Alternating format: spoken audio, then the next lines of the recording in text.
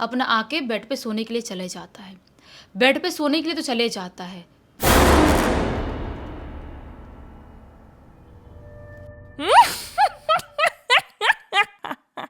नमस्कार दोस्तों, bloody vibes के एक और बहुत ही ज़्यादा खौफनाक से बिल्कुल डरावने से डिफरेंट से एपिसोड में आप सभी लोगों का बहुत बहुत स्वागत है। जी हाँ दोस्तों, आज का एपिसोड सचमुच में बहुत ही ज़्यादा खौफनाक होने वाला है, क्योंकि आज जो घटना घटी है ना एक राजकुमार नाम के लड़के के साथ, वो घटना एक हॉस्पिटल में घटी थी।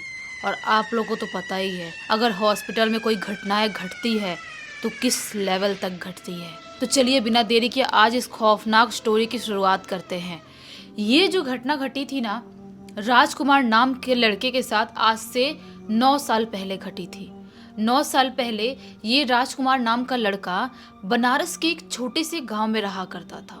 और ये लड़का एक बहुत ही गरीब फैमिली से बिलोंग करता था।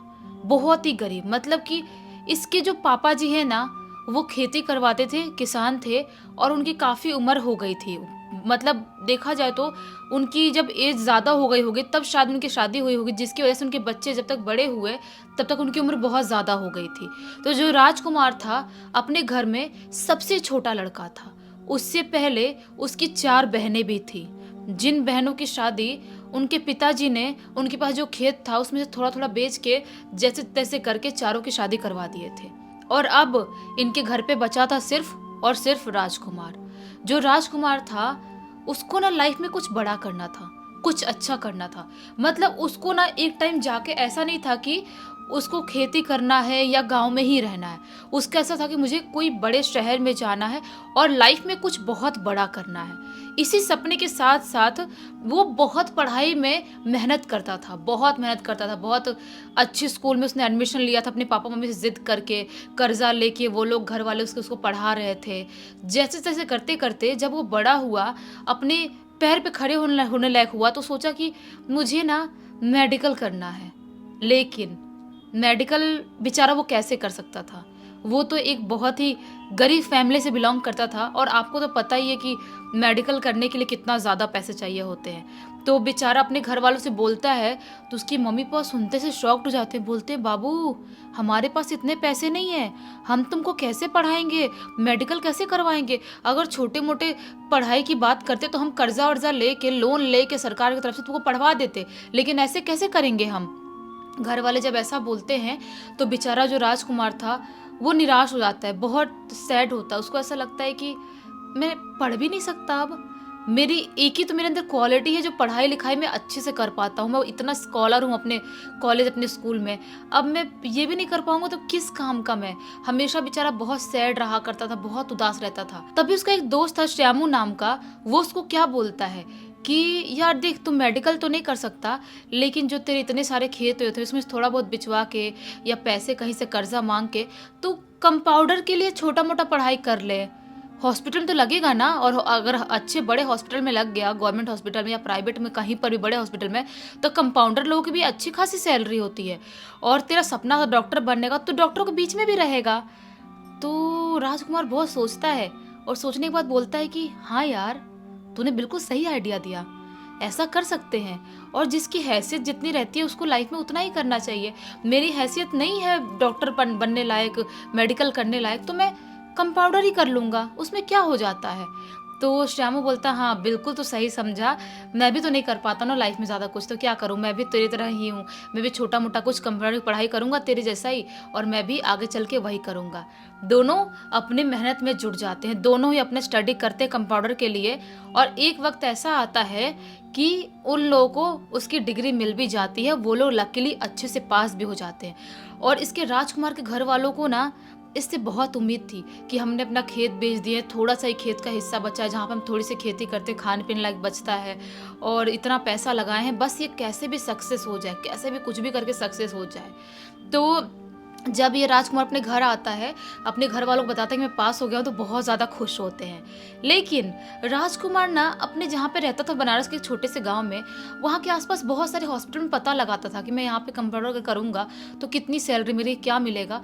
तो उसको ना उसका पैकेज उसको सही समझ में नहीं आ रहा था। उसको ऐसा लग रहा था कि मुझे ये लोग बहुत कम पैसे दे रहे हैं, मुझे ज़्यादा सैलरी चाहिए, इसीलिए मुझे कोई बड़ी जगह पे जाना पड़ेगा और बड़ी जगह पे जाके मुझे अच्छा हॉस्पिटल पकड़ना पड़ेगा, तभी मैं कुछ आगे अच्छा कर पाऊँगा। तो बहुत पता लगाता है, बहुत सारी चीज़ें करता है। तभी उसकी मम्मी बोलती है राजकुमार की, बेटा तू फूफा जी से क्यों नहीं बात करता? ये बोलता है फूफा जी से क्या बात करूं?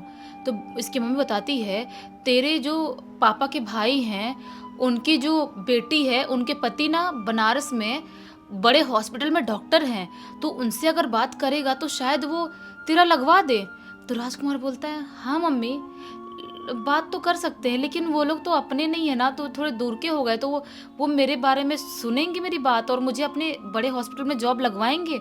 तो उसकी मम्मी बोलती, क्यों नहीं लगवाएंगे, वो लोग बहुत अच्छे लोग हैं, नेचर के अच्छे हैं और आखिरकार अपने खानदान के लोग ही हैं ना, तो एक बार बात तो कर। तो ये जो राजकुमार था उनके घर जाता है, जिनके लड़की थी, यानी इसके पापा के भाई के घर पे, समझ लो ऐसा ही रिश्ता है। तो वहाँ पर जाता है और उनका नंबर मांग लेता है। तो डॉक्टर साहब से बात करता है, यानी कि फूफा जी से। फूफा जी बोलते हैं, एक काम करो, अपना सर्टिफिकेट और सारी चीज़ें लो, कपड़े वपड़े पैक करो और बनारस आ जाओ। तो ये बोलता है कि सही में आप लगवा दोगे, आ जाऊँ मैं? बोलते हैं, आ जाओ, तुम आ जाओ, टेंशन मत लो, तुम्हारा कुछ ना कुछ करवा ही दूंगा, इतना सोचने वाली बात नहीं है। और मेरे हॉस्पिटल में रिक्वायरमेंट है एक कंपाउंडर की, तो अगर उसमें तुम्हारा क्वालिफिकेशन अच्छा रहा, सब कुछ सही रहा, तो मैं तुम्हारा उधर लगवा दूंगा। तो ये बोलता है कि हाँ हाँ ठीक है ठीक है। ये खबर ये अपने घर वालों को बताता है। इसके घर वाले लोग बहुत ज़्यादा खुश हो जाते हैं कि वाओ, चलो अच्छा है कि अब ये बनारस इतने बड़े हॉस्पिटल में कुछ काम करेगा। तो इसके घर वाले इसका खाने पीने की चीज़ें थोड़ा बहुत पैक करते हैं, इसके बैग में कपड़े वपड़े पैक करके और इसको भेज देते हैं। ये बनारस पहुंचता है सीधा वही हॉस्पिटल में जहाँ का एड्रेस इसके फूफा जी ने इसको दिया था। वहाँ पे जाता है, देखता है, बाप रे कितना बड़ा हॉस्पिटल है ये बनारस के वन ऑफ द बेस्ट और बड़े हॉस्पिटल में से एक आता है ये। तो ये देख के बहुत खुश होता है और उसके बाद वेट करने लगता है फूफा जी से, मतलब मिलूंगा।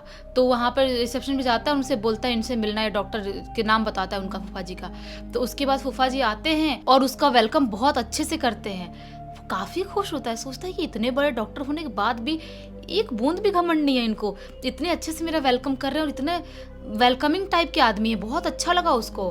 तो फूफा जी बात करते हैं और भी जो वहाँ के आसपास के लोग थे उनसे पहचान करवाते हैं, बोलते हैं कि देखो ये अपना राजकुमार है और इसको भी यहीं पर कंपाउंडर करना है और इसका काम हम लगवाना है, तो इसका भी तुम लोग अपने साथ में सिखाना चालू कर दो, क्योंकि थोड़े टाइम तक सिखाना तो पड़ेगा ही, हम डायरेक्ट ऐसे थोड़ी लगा सकते हैं इतना बड़ा हॉस्पिटल में।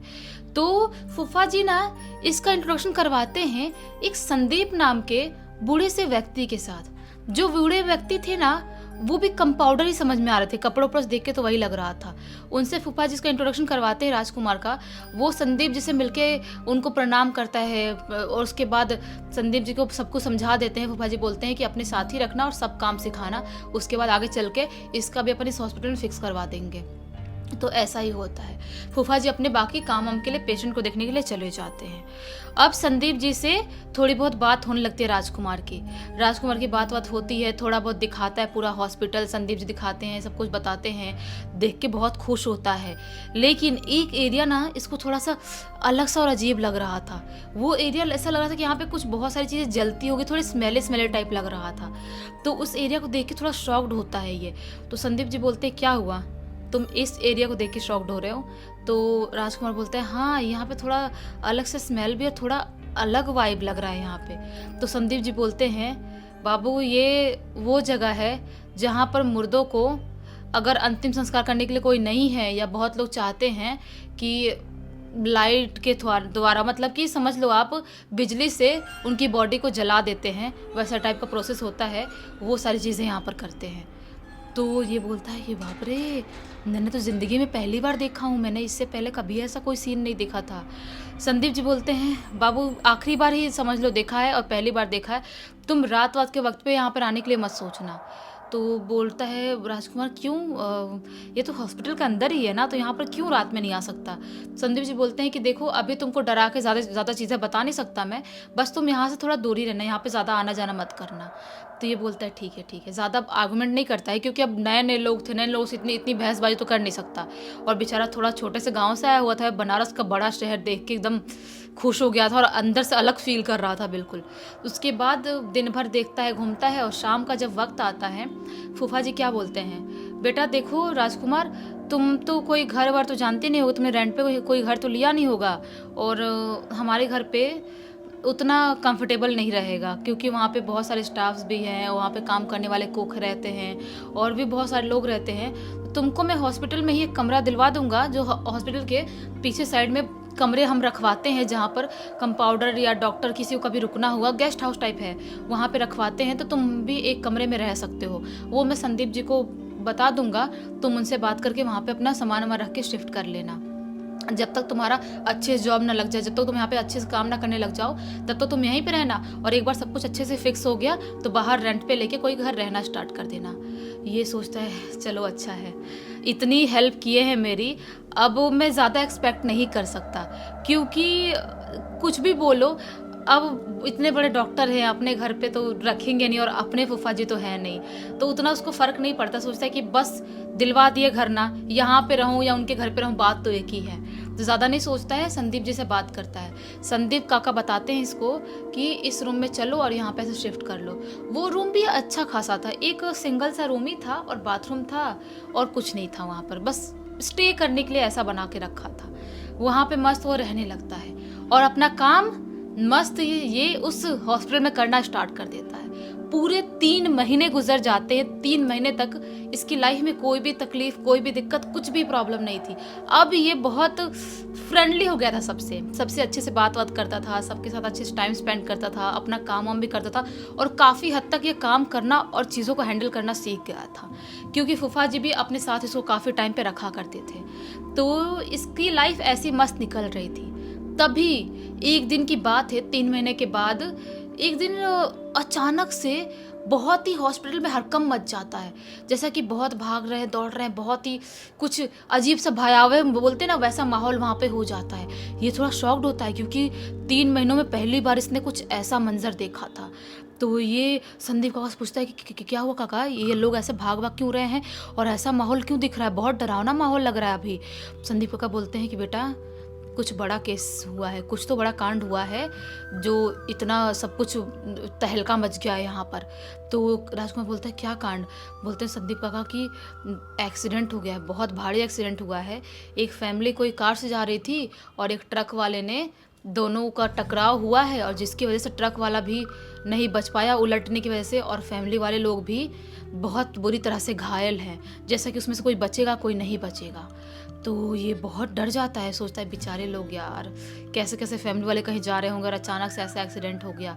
ये सोचता है कि चलो ठीक है। अब ये शाम का टाइम हो रहा था, शाम के 6:30 बजे तक का टाइम हो रहा। सोच रहा था कि आधे घंटे मेरा तो छुट्टी हो ही जाएगा, 7 बजे तक, फिर मैं अपने जाऊँगा कमरे में और मस्त अपना सोऊंगा। लेकिन आज इसको इतनी जल्दी छुट्टी नहीं मिलने वाली थी। फूफा जी इसको बुलवाते हैं और बोलते हैं कि देखो बेटा, आज बहुत भारी केसेस है और क्रिटिकल कंडीशन है सबका, तो तुमको थोड़ा सा आना पड़ेगा, तुमको देखना पड़ेगा, और जो भी स्टाफ हैं उसमें से पुराने लोग हैं उनको तो छुट्टी देना ही पड़ता है, तो थोड़े बहुत लोग चले गए हैं, तो तुमको यहाँ पर देखना पड़ेगा, हैंडल करना पड़ेगा। बोलता है हाँ कोई बात नहीं सर, मैं कर लूँगा। फूफा जी को ऐसा बोलता है, मैं कर लूँगा, आप टेंशन मत लो, मुझे आप बोलोगे तो मैं रात भर रुक जाऊँ, कोई प्रॉब्लम वाली बात नहीं है। तो फूफा जी बोलते हैं देखो रात भर रुकना भी पड़ सकता है, क्योंकि मैं भी आज पता नहीं घर जा पाऊंगा या नहीं जा पाऊंगा, क्योंकि यहाँ की हालत बहुत ज़्यादा ख़राब लग रही है। ऐसा ही होता है। ये अपने ऑपरेशन में फूफा जी लग जाते हैं, और भी डॉक्टर्स थे और भी आईसीयू में सब लोग लगे हुए थे। जहाँ पर फूफा जी ऑपरेशन कर रहे थे ना, वो एक आदमी का ऑपरेशन कर रहे थे जिसकी उम्र यही 35-36 साल की होगी। उसकी शक्ल देख के ही समझ में आ रहा था कि उसकी शक्ल की बहुत ही, इधर से पूरा फुटा हुआ है, उसकी हालत ख़राब लग रही है, इधर पूरा फटा हुआ है, इधर फटा हुआ है। उसकी हालत देख के ही बेचारा जो राजकुमार, उसके रोंगटे खड़े हो जा रहे थे कि बेचारे कैसी हालत होगी, पता नहीं बचेगा कि नहीं बचेगा। फूफा जो ऑपरेशन कर रहे हैं और वो भी वहाँ पर देख रहा है। बोलते हैं कि पता नहीं इसको हम बचा पाएंगे कि नहीं, क्योंकि इसकी हालत बहुत ज़्यादा ख़राब लग रही है। लेकिन ये सब कुछ करते करते रात के 11:30 बजे का टाइम हो जाता है। तब बोलते हैं फूफा जी कि एक काम करो, ये भी सब कुछ हम अपना फाइनल कर दे सारी चीज़ों को, और अभी थोड़ा बहुत ठीक लग रहा है माहौल, तो एक काम करो, तुम जाओ 3-4 घंटे सो लो, और उसके बाद अगर कुछ भी सिचुएशन बिगड़ता है तो तुमको बुलवाया जाएगा, फिर तुम आ जाना। ये अपना राजकुमार भी बहुत ज़्यादा थक गया था, सोचता है ठीक है, अच्छी बात है, मैं जाता हूँ, सो जाता हूँ। तो ये अपना जाता है वहाँ पे, जो उसका कमरा देते थे हॉस्पिटल के पीछे साइड में रहने के लिए, वहाँ पर जाके चेंज करता है, नहाता वहाता है, और बार बार उसी आदमी के फ्लैशेस उसके दिमाग में आ रहे थे, कैसी हालत हो गई उसकी, कितने सारे लोग थे, कैसे कुचले हुए लोग थे, यही सब देख रहा था, क्योंकि पहली बार देखा था 3 महीनों में उसने इतना भयानक एक्सीडेंट। ये सारी चीज़ें सोचते सोचते नहा के अपना आके बेड पे सोने के लिए चले जाता, बेड पे सोने के लिए तो चले जाता है, लेकिन उसे नींद नहीं आ रही थी। आधे घंटे तक इधर करोड़ बदल रहा है, उधर करोड़ बदल रहा है, बार बार उसके दिमाग में वही फ्लैशेस आ रहे हैं, उसको नींद नहीं आ रही, बिल्कुल भी नींद नहीं आ रही थी।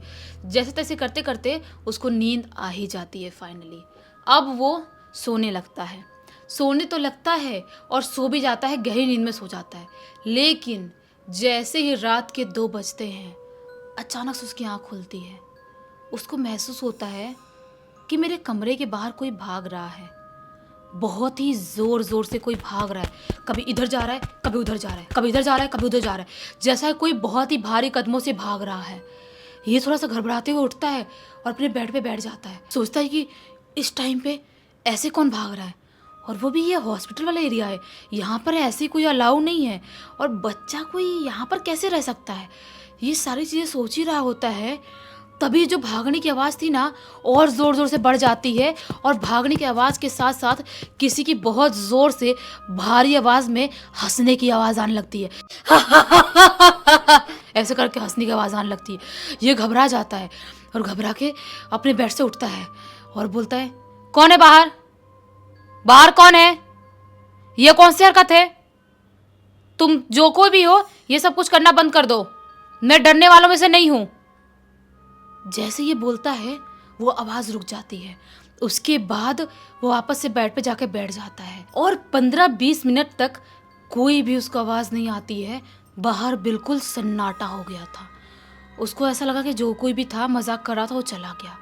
लेकिन जैसे ये बेड पे वापस से सोने के लिए जाता है, ढम ढम ढम ढम, ऐसा करके उसके दरवाजे के पीटने की आवाज़ सुनाई देती है।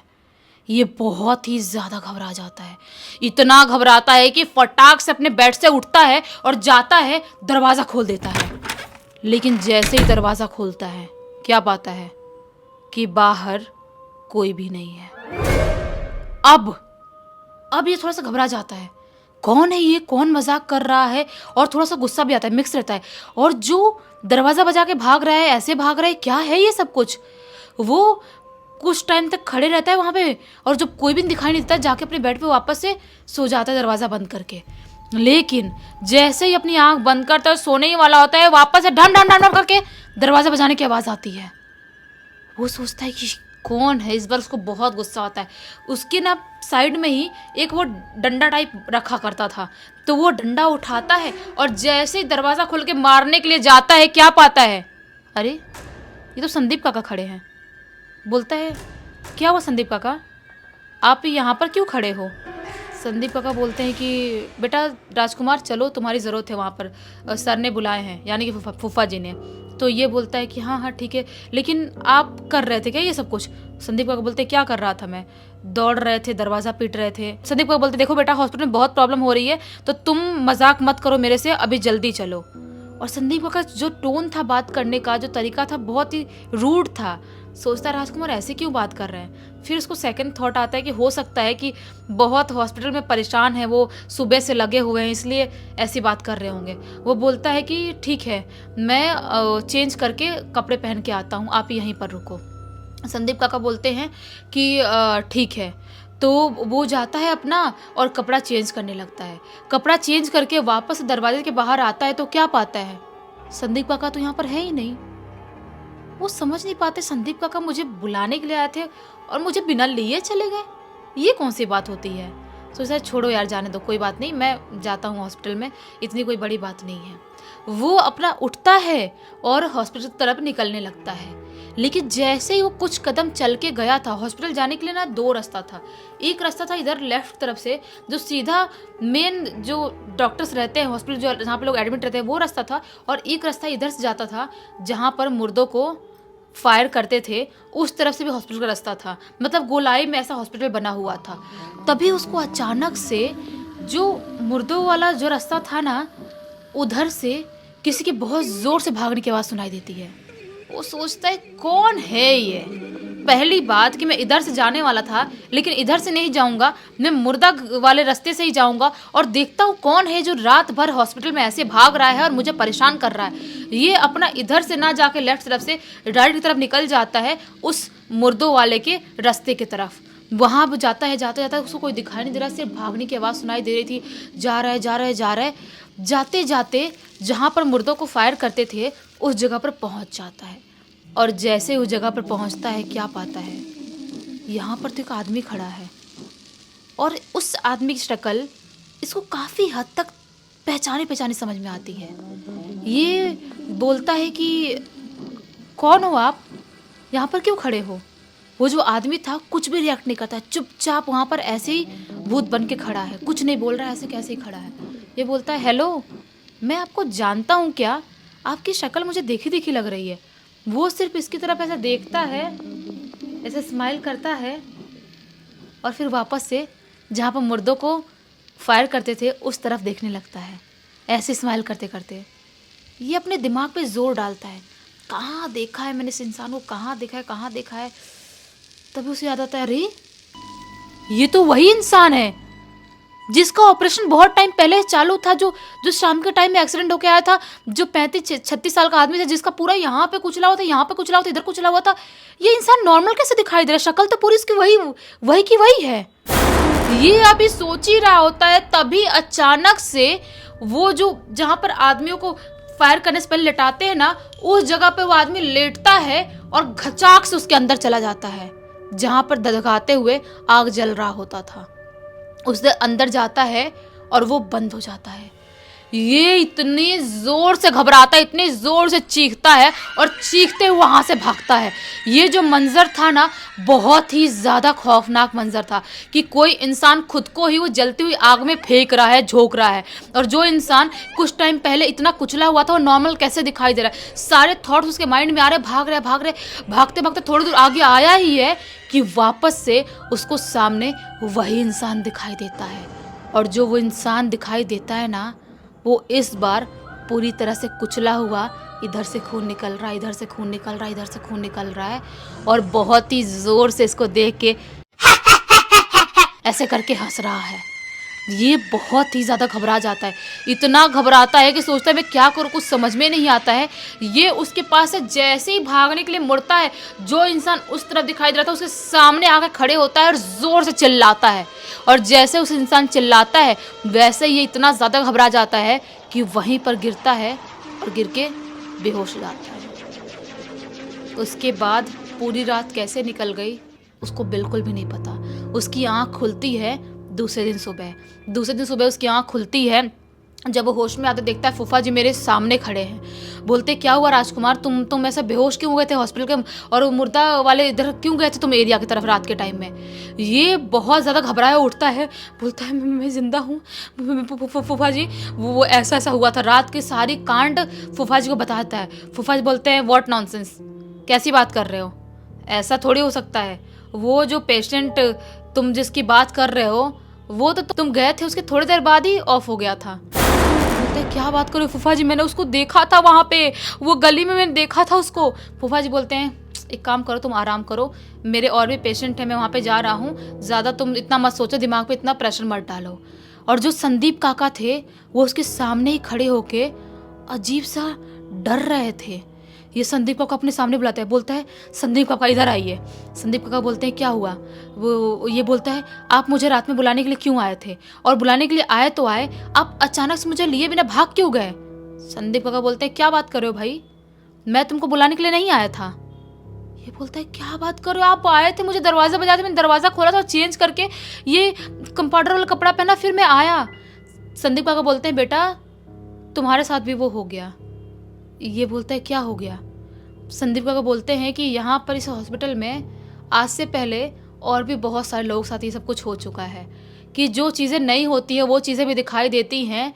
और कुछ लोगों की तो मतलब तुमसे पहले एक लड़की थी संध्या नाम की, वो तो ऐसे डर के कुछ उसके साथ हुआ और वो ख़त्म हो गई।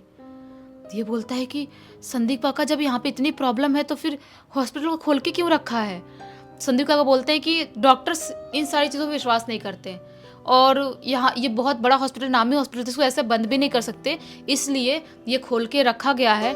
तुम ज़्यादा ध्यान मत, ज़्यादा मत सोचो, और हो सके तो तुम वो घर चेंज कर दो, हॉस्पिटल वाला बाहर कोई रूम ले लो और वहाँ पर तुम रहना स्टार्ट कर दो। ये बोलता है कि ठीक है, मेरे को बहुत डर लग रहा है। संदीप काका बोलते हैं ज़्यादा मत सोचो, जितना डरोगे चीज़ें तुम्हारे पर उतनी हावी होगी। ये अपना कैसे तैसे ठीक होता है और उसके बाद वो संदीप काका से बात करता है, पूछ के उनके ही पहचान में एक फ्लैट था बाहर हॉस्पिटल के लेता है और वहां पर रहना स्टार्ट कर देता है। उस हॉस्पिटल में पूरे 3 साल तक राजकुमार ने काम किया था, लेकिन एक दिन भी ऐसा नहीं था कि वो डर डर के ना बिताए।